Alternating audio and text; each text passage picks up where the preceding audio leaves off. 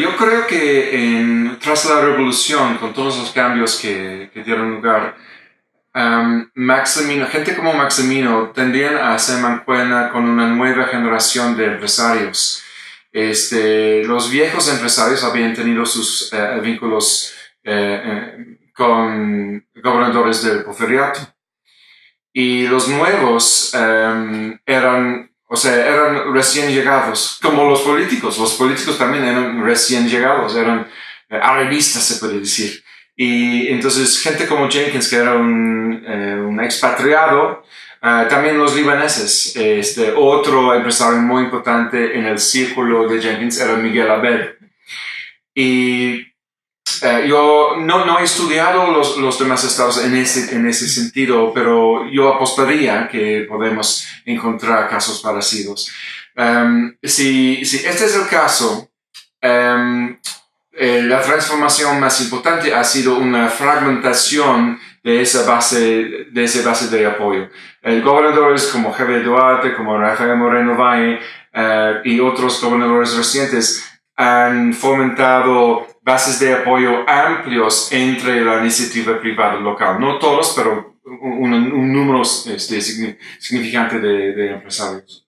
Las bases financieras de su cacicazgo son más difíciles de encontrar, en parte por esa fragmentación y en parte por un manejo mucho más sofisticado del dinero, que se canaliza, por ejemplo, a fondos bajo otros nombres registrados en Bahamas o las Islas Caimán o Panamá. Se supone que la entrada de gente como Miguel Alemán Valdés, también Javier Rojo Gómez en Hidalgo, los dos eran abogados, no eran militares. Como dices, la generación anterior era de militares. Se supone que eso representaba una profesionalización de la política, pero frecuentemente seguían con el mismo esquema en cuanto a enriquecimiento, en cuanto a el uso de mano dura. El uso de mano dura quizá no tan notable. O sea, Maximino y Gonzalo mandaron matar a varias personas y hasta admitieron que lo habían hecho. Miguel Alemán no era tan descarado en su manejo de las artes negras de la política.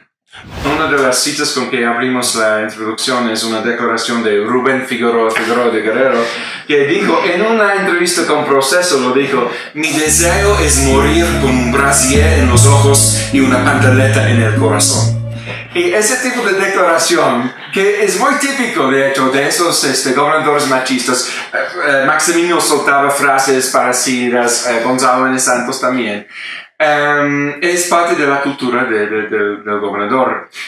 Es interesante que sí han habido casos, todavía no han habido muchos, pero sí han habido casos de mujeres gobernadoras. La primera, si mal no recuerdo, sucedió en Colima en los años 70, y luego los casos de Beatriz Paredes, de Amalia García en Zacatecas, y en este libro tenemos a Ivonne Ortega en Yucatán. Ivonne Ortega se conducía en una manera obviamente muy distinta, y a diferencia a muchos gobernadores, trató de no esconder el hecho de que es mujer. O sea, frecuentemente en público se vestía con trajes típicos de las mujeres de Yucatán. Entonces, ser mujer fue casi uno de sus aciertos, o una de las cosas que usaba como herramienta retórica en su gobierno. Dicho eso, a pesar de que era un gobernador muy distinta a el caso histórico que tenemos en el libro de Yucatán, que es Felipe Carrillo Puerto, un socialista que era martirio de la revolución. Es interesante que en sus discursos públicos, en su inauguración, si mal no recuerdo, citó a Carrillo Puerto, citó la herencia de Carrillo Puerto. Es una indicación entre varias de cómo los gobernadores de hoy, o los gobernadores contemporáneos, les gusta ubicarse en esa tradición local de gobernar.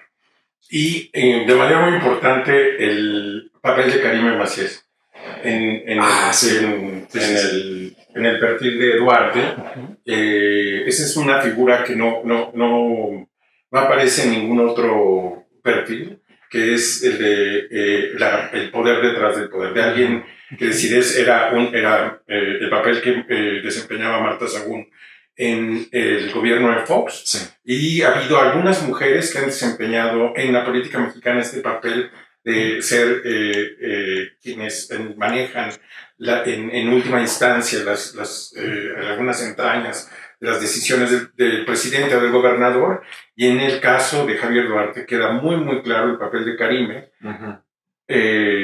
como una gran conspiradora, digamos, de las tranzas de Javier Duarte. O sea, yo creo que Beatriz Paredes sí fue una gobernadora muy fuerte en Tlaxcala, una gobernadora que hizo muchos cambios, que también hizo muchos negocios, y que habría que ponerle la luz, que creo que todavía tiene poder local, y habría que ponerle la luz con mayor atención. A veces las mujeres políticas, y esta es una tendencia mundial, llegan al poder porque vienen de una familia ya importante en temas políticos. O sea, por ejemplo, en la India, ¿no? Indira Gandhi, que fue hija de Nehru, o Benazir Bhutto en Pakistán, hija de un expresidente en Nicaragua, Violeta Chamorro, era de una familia política muy importante, y Cristina Kirchner en Argentina es otro ejemplo.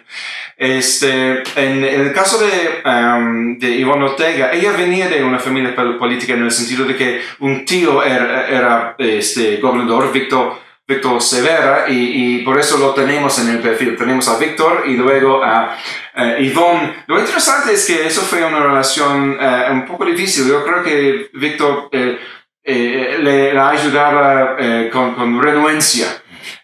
Y ella se forjó en la política en parte gracias a su, ¿cómo se dice?, su protección, su ayuda, pero también con la ayuda de políticos en el DF, políticos en el nivel federal.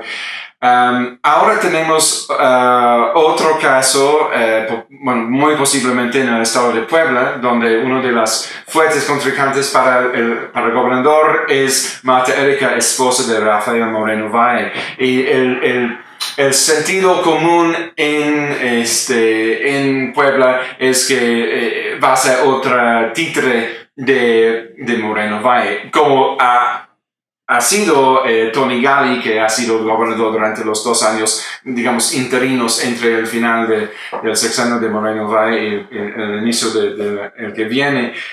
Ella, Marta Erika, se ha comportado en campaña tratando de proyectar una fuerza de la personalidad como si fuera una persona independiente de su esposo, pero tras bambalinas, todos los enterrados, todos los comentaristas saben que el que está jalando las cuerdas es Moreno Valle.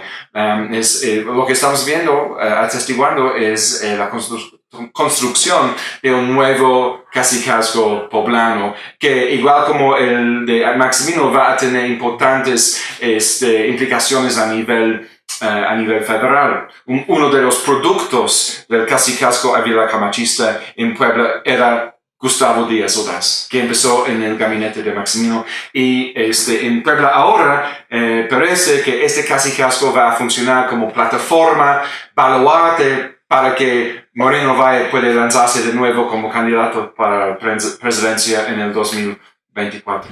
Si hay algo que une al Obrador con Uruchurtu es el conservadurismo. Uruchurtu lo llevó a un extremo enorme, cerrando lugares, como moralizando la ciudad, y en un momento además muy importante en la ciudad, que es un momento en donde hay una enorme cantidad de migración de gente del campo a la ciudad, y el proceso de industrialización de la Ciudad de México es gigantesco. Hay unas crónicas de Elena Poniatowska en donde ella va registrando cómo en esa época se van perdiendo las costumbres de los pueblos, originarios de la Ciudad de México y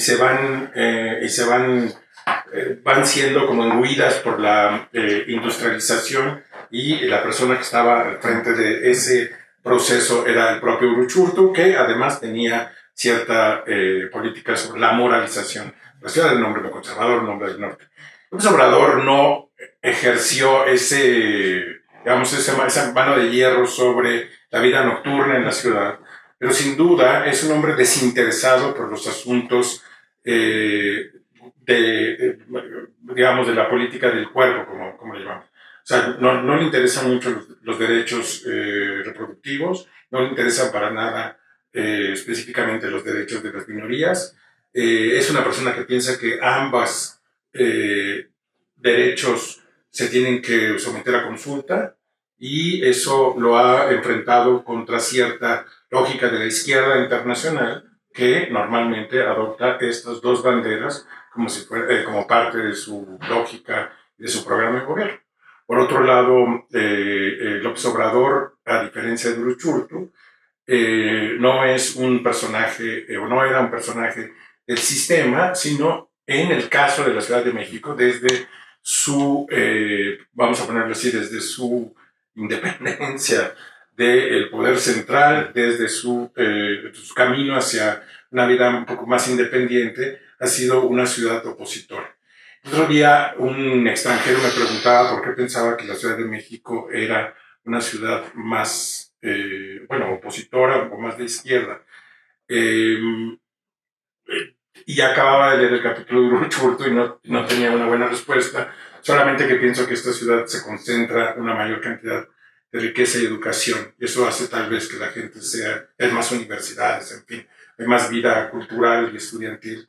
Eso hace que sea una ciudad un poco más radical que el resto del país, no es un laboratorio para otras cosas que suceden. Me parece que López Obrador o el ingeniero Cárdenas inaugura esta idea de la Ciudad de México como laboratorio político. Es una idea que se detiene con Miguel Ángel Mancera y que está de nuevo a punto de reiniciar con las elecciones que estamos a punto de presenciar.